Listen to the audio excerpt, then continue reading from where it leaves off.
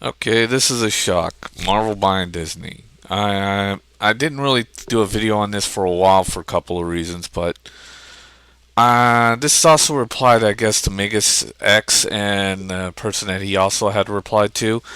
That Marvel zombie fan out there who has his head so far stuck up his ass.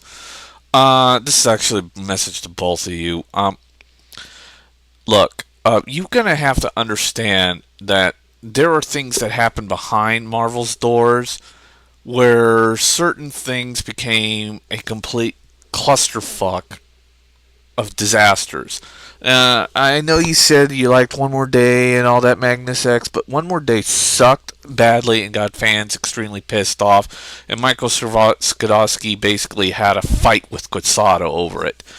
And you're gonna have to understand, and both of you have to understand that the Incredible Hulk hasn't even been in the Hulk comic books.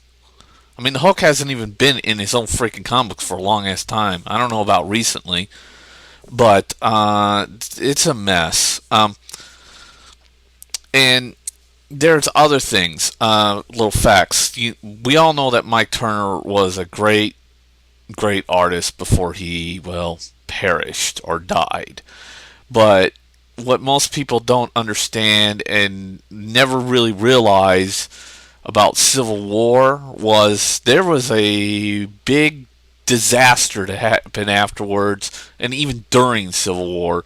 One of which was the Michael Turner covers and the sketch cover shit scandal, which most people, some people will get up there and say this is probably how Marvel got a lot of that money for Civil War, because I kind of doubt that they're because Civil War sold a lot of fucking comic books.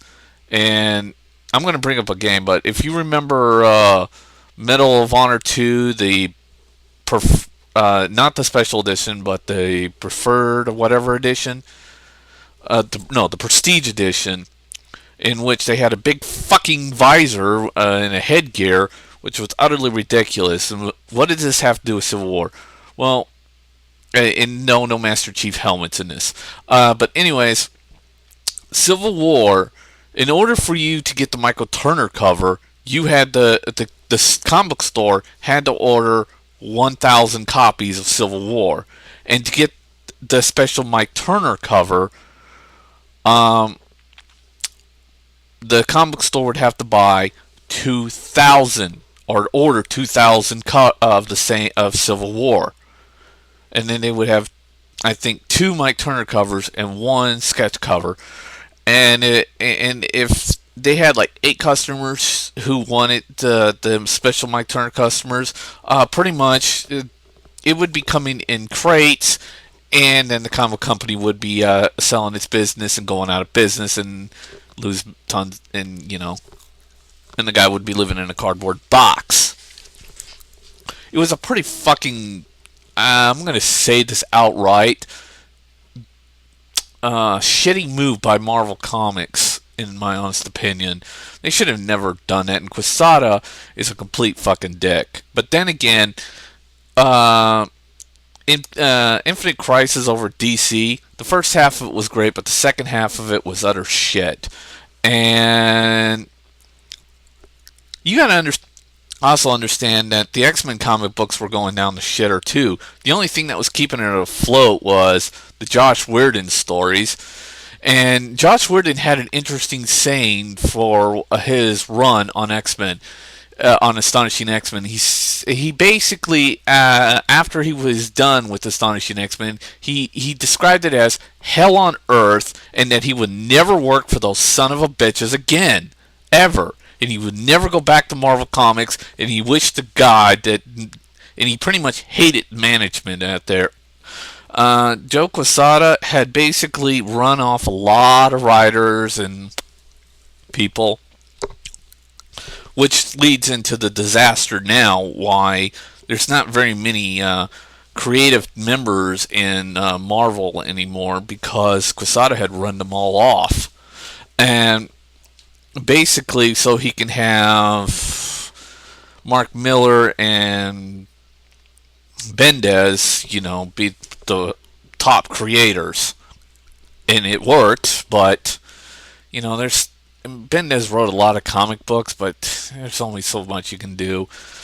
Um, and if you look at the competition over DC, it's pretty bad. DC's been run by a fucking idiot. I'm sorry, but Didio doesn't know what the fuck he's doing. I mean, you remove all the advertisement from Sinestro Corp, which is declared the greatest crossover of all time, and you re-put it all your advertisement in Amazon's Attack. And what happens? The Incredible Hulk just runs that piece of shit over because Amazon's Attack was terrible. It was horrible. You just couldn't read that thing. It was just unreadable. And it's declared the worst crossover ever printed in comic books ever. I seriously mean it. It is unreadable. But Sinestro Corp was better, but it got run over because Didio over at DC threw the whole Green Lantern storyline into the background like the idiot he was, saying, "Oh, this comic book sale's no one's gonna care about Green Lantern," and yeah, what a dumbass decision. And then 52.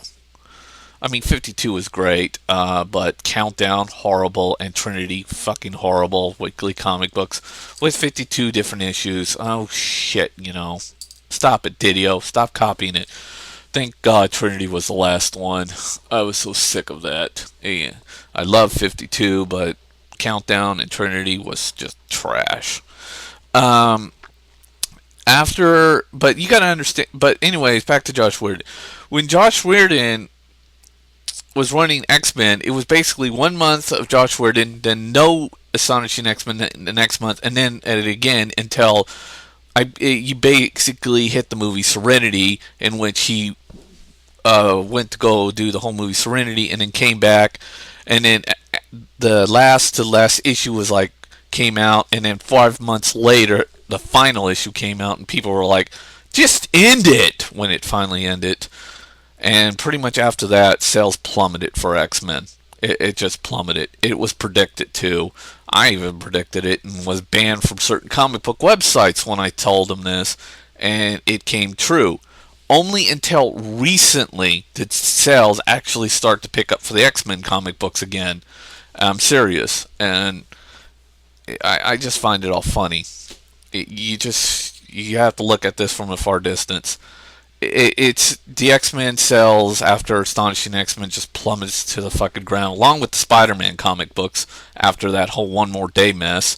And the only way they can get the Spider-Man sales back up is put Obama on the cover, and that actually did something. But in the end, their sales were finally starting to pick up. They were starting to finally come up with stories that were actually starting to become engaging, and they were finally getting rid of that bitch Emma Frost, which I knew they should have gotten rid of from the first place because she was doing nothing for the entire fucking X-Men series, and they realized it once Josh Whedon was gone, and all they had was just Emma Frost to sell, and she failed miserably. What can I tell you?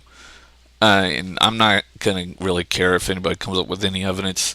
Sales just plummeted, and they actually got sales back up. And Civil War, order 1,000 comic books for the Michael Turner cover and another 2,000. I could be wrong with the ordering, but I knew it was an ungodly amount, and shit like that. But too little, too late. They're bought out by Disney, so I knew this train wreck was going to go somewhere. I just wish it didn't go this way.